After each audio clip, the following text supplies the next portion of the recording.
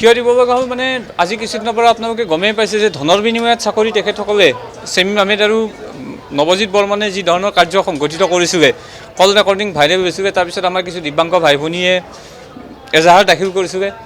একাধিক্ৰমে মই কৈ আছিলোঁ যে ইয়াৰ ওপৰত থৰ' ইনভেষ্টিগেশ্যন হ'ব লাগে, যিমান মানুহ আছে চবকে ধৰা পৰিব লাগে। আৰু আশ্চৰ্যজনকভাৱে কালি এটা অসমৰ নিউজ চেনেল এটাত মই দেখা পালোঁ তেওঁলোকে মোৰ নাম ব্যৱহাৰ কৰিও মানে তাত ব্যৱহাৰ কৰিও তেওঁলোকে এজন মানে প্ৰাৰ্থীক কনভিন্স কৰিব বিচাৰিছে যে তেওঁলোকো আমাৰ লগত আছে, মানে মোৰ লগতো তেওঁলোকৰ ভাল। তেওঁলোকে ক'ব পৰা নাই যে পইচা গৈছে, কিন্তু তেওঁলোকে মোৰ লগত যেন চিনাকি আছে এই ধৰণৰ এটা ক'ব বিচাৰিছে।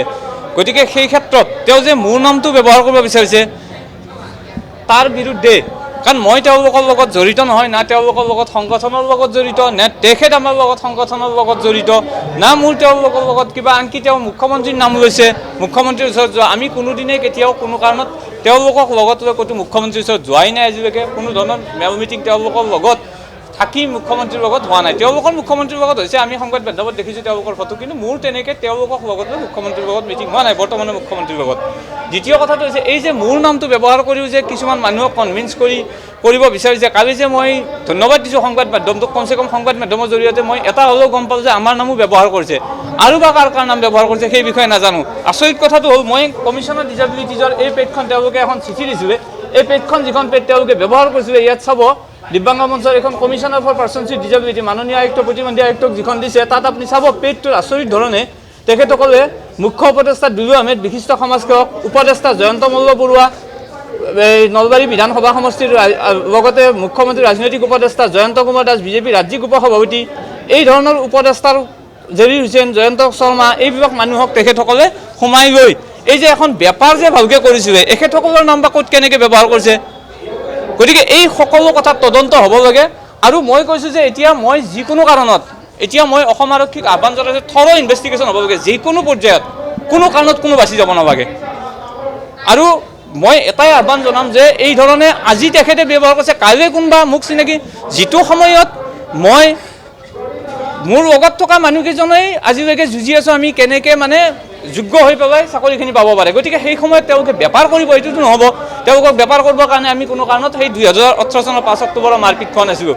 আৰু দ্বিতীয় আৰু এটা কথা আপোনালোকৰ জৰিয়তে এটা কথা মই ক'ব বিচাৰিছোঁ, এই যিসকল ব্যক্তিয়ে এই ধন যে দিছে, যে এই ধন দিয়া ব্যক্তিসকল, মই যি সংবাদ মাধ্যমৰ জৰিয়তে শুনিছোঁ যে কৈছে যে 2.5 লাখৰ পৰা 4 লাখলৈকে ধন দিছে।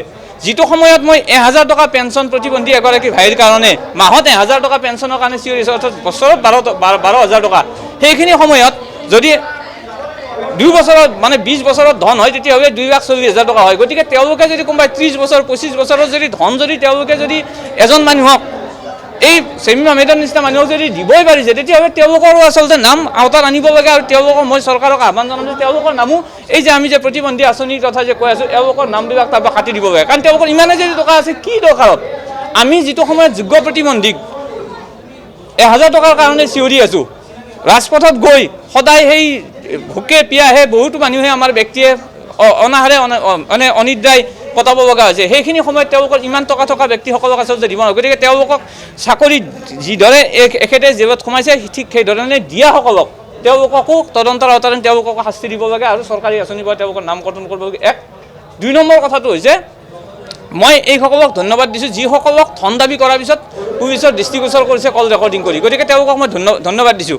আৰু এটা কথাই শেষত ক'ব বিচাৰিছোঁ আপোনালোকৰ জৰিয়তে যে মই আজিতো এইখন FIR দিলোৱে ইতিমধ্যে, লগতে আৰু এটা কল ৰেকৰ্ডিং ভাইৰেল হৈছে, মানে মোক আজি ৰাতিপুৱা এজনে দিছে, য'ত শিক্ষা বিভাগৰ এজন বিষয়াৰ কথাটো তেখেতসকলে ব্যৱহাৰ কৰি পেলাই তাৰ পৰা ধন উঠাইছে। শিক্ষা বিভাগৰ এজন উচ্চপদস্থ বিষয়া বুলি ক'ব লাগিব, মেডিকেল কৰাৰ নামত মই কল ৰেকৰ্ডিংটো শুনা পাইছোঁ। গতিকে সেই বিষয়টো সঁচা হয়নে নহয় সেইটো ইনভেষ্টিগেশ্যন কৰিব লাগে। মই নাজানো শিক্ষা বিভাগৰ বিষয়ে, মই যেনেকৈ গম নাই পোৱা তেনেকৈ শিক্ষা বিভাগৰ বিষয়াজনে গম পাইছে নাই, কিন্তু সেই বিষয়টো ইনভেষ্টিগেশ্যন কৰিব লাগে আৰু এটা থৰ' ইনভেষ্টিগেশ্যন হ'ব লাগে। এই পৰ্যায়ত এৰি দিব নালাগে, যাতে কোনো কাৰণত দোষী ব্যক্তিয়ে সাৰি যাব নোৱাৰে।